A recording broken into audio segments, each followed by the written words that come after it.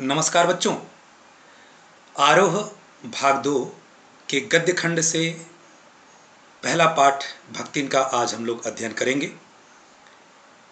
इस पाठ की लेखिका हैं महादेवी वर्मा, जिन्हें गद्य की विधा, जिसको हम संस्मरण कहते हैं या संस्मरणात्मक रेखा चित्र कहते हैं, उसे लिखने में महारत हासिल है।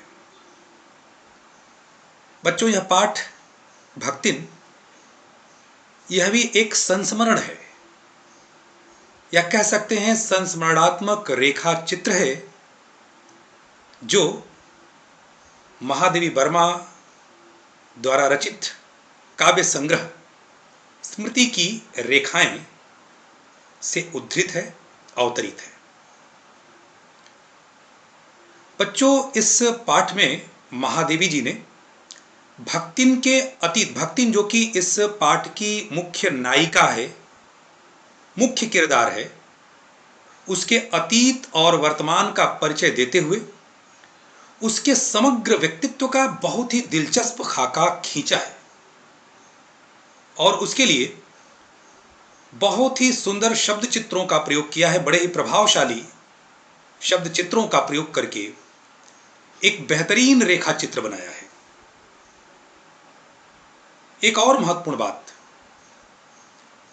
भक्तिन के जीवन का जो जद्दोजहद है, भक्तिन के अतीत का जो उसका अड़ियल रवैया है, जो उसका स्वाभिमानी दृष्टिकोण है, जो भक्तिन का जुझारूपन है, उस जुझारूपन को भी इसमें दिखाने का प्रयास किया गया है। और साथ ही साथ पितृसत्तात्मक या पुरुष प्रधान समाज में किस प्रकार से एक महिला विधवा होकर के और फिर उसके बेटी का जो पति है, उसका दामाद, उसके देहावसान के बाद जमींदार द्वारा अपमानित होने के बाद किस तरीके से वो जीवन की राह को ही बदल देती है और एक तरीके से हार करके, गांव छोड़ करके शहर की तरफ आती है।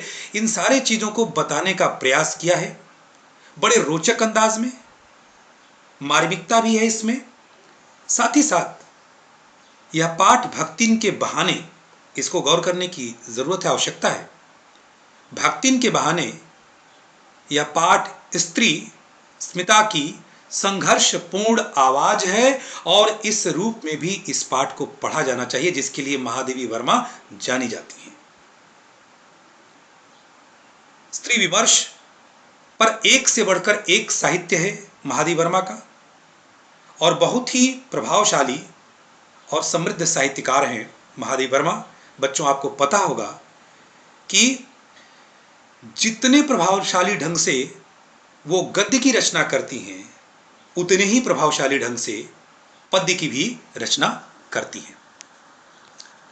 बच्चों, एक जो सबसे महत्वपूर्ण बात होती है जब हम किसी गद्य का, कहानी का या संस्मरण का या रेखाचित्र का अध्ययन करते हैं, तो सबसे आवश्यक होता है कि हम उसके सार को, उसके सारांश को समझने का प्रयास करें। जब बात कहानी के कथानक की होती है, जहां से ताना बाना लेकर के पूरी कहानी को रचा जाता है, गढ़ा जाता है, तो हमें उस कहानी से संबंधित कुछ पात्र और कुछ परिस्थितियां, जिनके कारण की घटनाक्रम बनता है और कहानी आगे बढ़ती है, उसको जानना होगा। महादेवी वर्मा ने इस पूरे संस्मरण को 4 भागों में विभाजित किया है। शुरुआत अगर देखा जाए तो शुरुआत वर्तमान से कर रही हैं कि जब भक्तिन अर्थात लक्ष्मीन, अर्थात लक्ष्मी, जो कि उसका मूल नाम है, वास्तविक नाम है, बचपन का नाम है, जिसको वो हमेशा छुपाती है, तो शुरुआत वहां से होती है जब वो आकर के महादेवी वर्मा के दरवाजे पर खड़ी होती है और उसके वेशभूषा को देख करके उसका नामकरण करती है महादेवी वर्मा जी, भक्तिन। लेकिन उसके बाद भक्तिन का जो महादेवी वर्मा के साथ जो उनका सानिध्य था, जो उनके साथ के उनके जीवन का अंश था भक्तिन का, उसको बताने के लिए, भक्तिन को समझाने के लिए, उसके व्यक्तित्व के चरित्र को उभारने के लिए आवश्यक था कि महादेव वर्मा उसके अतीत को भी आपके सामने, हमारे सामने रखें। तो अतीत की अगर बात किया जाए तो इलाहाबाद या वर्तमान प्रयागराज में जो झूसी है, उसी झूसी में एक गोपालक की इकलौती और बड़ी ही दुलारी बेटी थी, जिसका नाम था लक्ष्मी। इसकी परवरिश, पालन पोषण इसकी विमाता अर्थात सौतेली मां ने किया था। पिता ने बड़े ही दुलार से इलाहाबाद के पास ही हडिया नामक एक स्थान है, वहां पर एक गोपालक के पुत्र से इनकी शादी की। शादी करने के बाद ससुराल में 9 वर्ष की उम्र में ही, 5 वर्ष की उम्र में शादी की, 9 वर्ष की उम्र में ही गौना कर दिया गया। फिर वहां पर जीवन यापन चलने लगा लक्ष्मी का या लक्ष्मीन का। और एक दिन होता क्या है कि इसके पिता का भी देहावसान होता है। सौतेली मां इस कारण से कि बेटी आकर के कुछ मांगे न, कुछ हिस्सा बखरा न मांगने लगे, इसलिए पिता के मौत की सूचना बहुत देर से पहुंचाती है। और वहां ससुराल में जो सास है, वो सास भी यह सोच करके कि अगर मैं सच्चाई बता दूंगी तो ये रोना पीटना शुरू करेगी, अब शकुन होगा। इसलिए सास ने यह कह करके कि बहुत दिन हो गया, जाओ थोड़ा सा अपने मैके, अपने नैहर घुमाओ, पीहर घुमाओ, यह कह करके भेजती है। और बड़े उत्साह के साथ लक्ष्मी अपने गांव जाती है। जैसे जैसे घर के करीब पहुंचती है, आस पास पड़ोस के लोग देख करके दुखी होते हैं और बोलते हैं कि हाय लक्ष्मी, अभी आई तुम। घर पहुंचती है और यह जान करके उसको अत्यंत तकलीफ होती है कि उसके पिता की मौत हो गई और मैंने उसका अंतिम उनका दर्शन भी नहीं किया। वो बिना पानी पिए वहां से वापस लौट करके घर आती है और आकर के अपने सास को खरी खोटी सुनाती है। साथ ही साथ अपने जो गहने रहते हैं उसको अपने पति के ऊपर फेंक करके मन की पीड़ा को, मन की व्यथा को दूर करने का प्रयास कर रही है। मन की व्यथा को, वहां पर अपनी पीड़ा, अपने कष्ट, अपने दुख को प्रकट करने का प्रयास करती है। ये अगर देखा जाए तो इसके जीवन का एक पहला परिच्छेद, जहां पर कि उसका जन्म होता है, परवरिश होती है, अपने पिता की दुलारी रहती है, घर की संपन्न रहती है, फिर शादी होती है, यहाँ तक ठीक है। माता का देहावसान पहले ही हो जाता है, सौतेली माँ द्वारा परवरिश, पिता का भी देहावसान होता है और पिता का अंतिम संस्कार, उनके अंतिम दर्शन भी नहीं कर पाती है। अब अगर इसके बाद दूसरा परिच्छेद शुरू होता है, जबकि एक तरीके से अपना खास उसका कोई बहुत नहीं रह जाता है मैके में, पीहर में। उसके बाद एक दूसरा परिच्छेद या दूसरा भाग शुरू होता है, जबकि लगातार 3 कन्याएं पैदा होती हैं ससुराल में। और इसके कारण सास और जो उसकी जिठानियां हैं, 2 जेठानियां हैं इसकी, सास के 3 लड़के हैं, कमासुत हैं। एक से की शादी भक्तिन की हुई है और 2 और बड़े हैं। तो जो उनकी पत्नियां, जेठानियां, वो उपेक्षा करती हैं क्योंकि उन जेठानियों को भी सिर्फ लड़के हैं। तो इस कारण इसको अपमानित होना पड़ता है, उपेक्षित होना पड़ता है, अपमान सहना पड़ता है। और अपमान ही नहीं बल्कि तरह तरह की त्रासदी भी दी जाती है। घर के ज़्यादातर काम भक्तिन के जिम्मे होते हैं, भक्तिन की लड़कियों के जिम्मे होते हैं। और जेठानियाँ इस बात के गुमान में कि हमारे पास लड़के हैं, बैठी रहती हैं ज़्यादातर काम। यहाँ तक कि खान पान में भी भेदभाव किया जाता है। उसके लड़कों को अच्छा और पौष्टिक भोजन दिया जाता है, जबकि लक्ष्मी के बेटियों को रूखा सूखा, बहुत ही सामान्य सा भोजन दिया जाता है। किंतु एक बात है कि पति बहुत ज़्यादा स्नेह करता है। लक्ष्मीन का पति बहुत ज़्यादा स्नेह करता है, दुलार करता है। और यही कारण है कि अपने परिवार में अपनी उपेक्षा देख करके, अपने दम पर पति के स्नेह को देख करके ये बंटवारा कर लेती है। चूँकि बचपन से ही इसको पशुपालन का, खेती का, घर गृहस्थी संभालने का अनुभव रहता है लक्ष्मी को, घर पर की रहती है, घर की संपन्न रहती है, बड़े बाप की बेटी रहती है, तो इसे कोई बहुत ज़्यादा दिक्कत नहीं होती है। और एक प्रकार से अपनी पूरी गृहस्थी अच्छे से संभाल लेती है और घर धन धान्य से परिपूर्ण हो जाता है, किसी प्रकार की कोई दिक्कत नहीं रहती है। लेकिन दुर्भाग्य यहां भी पीछा नहीं छोड़ता है, और जब लक्ष्मी 29 वर्ष की थी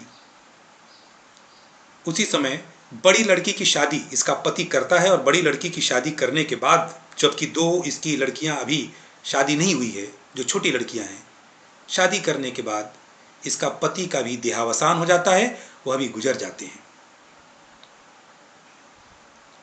एक प्रकार से देखा जाए तो दुर्भाग्य भक्तिन का पीछा नहीं छोड़ रहा है, और देहावसान के बाद बहुत से लोग चक्कर में पड़ते हैं इसके जमीन जायदाद के लालच में, इसके घर वाले, इसके जेठ, इसकी जेठानियां इसकी शादी के, लेकिन ये साफ इनकार कर देती है, मना कर देती है लक्ष्मी, और अपना केश, अपने बाल कटवा कर, मुड़वा करके, कंठी माला धारण करके एक प्रकार से गुरु मंत्र ले लेती है ये कि हम कभी भी शादी नहीं करेंगे, और अपने दोनों छोटी लड़कियों की शादी करके जो बड़ा दामाद है जिसकी शादी इसके पति ने किया था उसे अपना घर जमाई बना लेती है।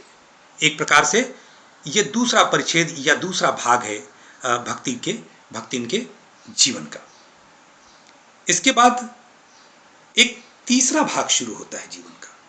यहां तक आपने देखा कि कैसे कैसे किस तरीके से इसके जीवन में उतार चढ़ाव आ रहा है, और किस प्रकार से पूरे शिद्दत के साथ, स्वाभिमान के साथ, संघर्ष के साथ, परिश्रम के साथ ये आगे बढ़ती जा रही है। भक्तिन जल्दी परिस्थितियों से हार नहीं मान रही है। लेकिन जीवन का तीसरा परिच्छेद भी, तीसरा भाग भी कठिनाइयों से भरा था, क्योंकि दुर्भाग्य और लक्ष्मी का बड़ा गहरा नाता था एक दूसरे से। बड़े दामाद की भी मृत्यु हो गई। बड़े दामाद की मृत्यु होने के बाद जो जेठ के बेटे थे उनको एक अवसर मिल जाता है। जो काम जेठ लोग नहीं कर पाए, जो काम जेठानियां नहीं कर पाई, वो भी चक्कर में पड़ते हैं कि अगर किसी तरीके से हमारी जो बहन विधवा हो गई है उसकी शादी अगर अपने ही किसी रिश्तेदार या मेहमान से कर दिया जाए तो इसकी जमीन जायदाद हम लोगों के हक में हो जाएगी। और ऐसा सोच करके अपने एक तीतरबाज मतलब तीतर उड़ाना लड़ाना, एक चिड़िया एक प्रकार की होती है, मतलब निकम्मा, एकदम कोई काम न करने वाला जो साला है उसको बुला करके और उससे शादी का प्रस्ताव देते हैं। लेकिन न तो इसमें लक्ष्मण तैयार होती है और न ही लक्ष्मण की बेटी, क्योंकि उन्हें पता है कि ये महा निकम्मा है। ये बिल्कुल इनकार कर देते हैं, नहीं होते हैं। एक बार साजिश के तहत षड्यंत्र करके जब भक्तिन अर्थात लक्ष्मण घर पर नहीं होती है, तब जबरन या जबरदस्ती तीतरबाज अपने साले को उसके घर में घुसा दिया जाता है, जबकि उसकी लड़की अकेले है। घर के अंदर घुस करके एक कमरे में अंदर से दरवाजा बंद कर लेता है। इसी बीच चाल चल करके पंचायत वहां पर इकट्ठा की जाती है। दरवाजा खोला जाता है। लड़की बार बार, जो लक्ष्मी की लड़की है, बार बार चिल्लाती है कि जबरदस्ती घुसा है, मैंने इसको तमाचा भी दिया है, मैंने इसका एक प्रकार से विरोध भी किया है। लेकिन फिर अंतोगत्वा वही होता है पुरुष प्रधान समाज में जो होता आया है सदियों से। पंचायत का जो फैसला होता है वो लड़की के खिलाफ जाता है, और पंचायत का ये मानना है कि ये कलयुग का प्रभाव है, ऐसा इस तरीके का कुकर्म ये लोग कर रहे हैं, और अगर एक साथ पाए गए हैं तो दोनों की शादी होगी। शादी होती है और यहाँ से एक प्रकार से घर में कलह का माहौल बनता है। और जो भक्तिन अपने जीवन के तमाम कठिनाइयों को जूझ रही थी, लड़ते हुए पार कर रही थी, कहीं भी थक नहीं रही थी, कहीं ना कहीं अब वो थकने लगी। और जो विकास के मार्ग पर अग्रसर थी, अब वह उसके विकास का मार्ग अवरुद्ध हो गया। आर्थिक तंगी आ गई, खेती बाड़ी भी खराब हो गई, चौपट हो गई, और एक प्रकार से जमींदार का जो उधार था वो भी नहीं चुका पाई। इसके कारण एक दिन जमींदार बुला करके उसको अपमानित करता है और दोपहरी में उसे दिन भर खड़ा रखता है धूप में। अपमानित होकर के अंतोगत्वा वो टूट जाती है और अपने जीवन के राह को ही, मार्ग को ही बदल लेती है। बदल करके गांव छोड़ करके शहर की तरफ जाती है, और फिर मुलाकात होती है महादेवी वर्मा जैसी महान शख्सियत थे, जो रचनाकार होने के साथ साथ बहुत ही संवेदनशील और बहुत ही भावुक हृदय की महिला थी, जिनका अपना अपना तो कोई परिवार नहीं था, लेकिन सारे समाज को ही अपना परिवार मानती थी। जीव जंतु जो भी मिलता था उसको अपना परिवार मानती थी। जब दुबली पतली छोटे कद की भक्तिन या लक्ष्मी पहुंचती है महादेवी वर्मा से, जब मुलाकात होती है, उसको देखती है, उसके कद काठी को, मैली सी धोती पहने हुए, कंठी गले में धारण किए हुए, केश मुड़वाए हुए, बाल नहीं है सर पे, नाम पूछती हैं। नाम बता तो देती है कि मेरा नाम लक्ष्मी है या लक्ष्मीन है, लेकिन मेरा आग्रह है आपसे कि किसी से मत बताइएगा, आप कुछ दूसरा नाम रख दीजिए। महादेवी वर्मा बड़े सोच में पड़ गई, क्योंकि उनका मानना है कि नाम तो मैंने दूसरा अपना भी नहीं रखा, लेकिन फिर भी उन्होंने उसके कंठी माला वेशभूषा को देख करके उसका नाम रखा भक्तिन। और इस सामान्य से नाम को पा करके भी भक्तिन बहुत प्रसन्न हो गई। और फिर यहाँ से उसके जीवन का एक चौथा परिच्छेद या चौथा अध्याय शुरू हुआ, जो इस कहानी में अभी चल रहा है। और इस अध्याय के बगैर महादेवी वर्मा के जीवन का अंश भी अधूरा है और भक्तिन का व्यक्तित्व भी अधूरा है। सेवा भाव में महादेवी जी का कहना है कि हनुमान से प्रतिस्पर्धा करती है भक्ति। अब यहां से लक्ष्मी का नाम या लक्ष्मीन का नाम भक्तिन हो जाता है, जो कि इस पूरे संस्मरणात्मक रेखा चित्र की नायिका है। सेवा में उसके और निष्ठा में किसी प्रकार की कोई कमी नहीं है, लेकिन बड़ा विचित्र सा उसका व्यक्तित्व है। महादेवी वर्मा ने कहा है कि न तो मैं अपने आप को उसका स्वामी कह सकती, न उसको मैं अपना नौकर, क्योंकि ऐसा नहीं है कि मैं जिस चीज को कहूं हंस करके वो मान ले, स्वीकार कर ले, बल्कि उसकी ढेर सारी बातों को हमें मानना पड़ता है। भक्तिन की व्यक्तित्व की कुछ विचित्र आदतें भी थीं, कुछ गलत आदतें भी थीं, जिसके लिए महादेवी वर्मा ने बोला है कि उसके अंदर दुर्गुणों का अभाव नहीं है। अच्छी है, लेकिन दुर्गुणों का अभाव नहीं है। वो समर्पित है, निष्ठा भाव से करती है, लेकिन अपने को नहीं बदलती, बल्कि परिस्थितियों को और लोगों को अपने अनुसार हमेशा बदलने का प्रयास करती है, जैसा कि महादेवी वर्मा के साथ भी किया है। महादेवी वर्मा ने कहा है कि भक्तिन के आने के बाद मैं और ज्यादा देहातीन हो गई, मेरा खान पान, रहन सहन, बोल चाल काफी कुछ बदल गया, लेकिन भक्तिन के अंदर कोई परिवर्तन नहीं आया। उसके अंदर शहर का लक्षण नहीं आया, जबकि महादेवी वर्मा के अंदर गांव का लक्षण आ गए।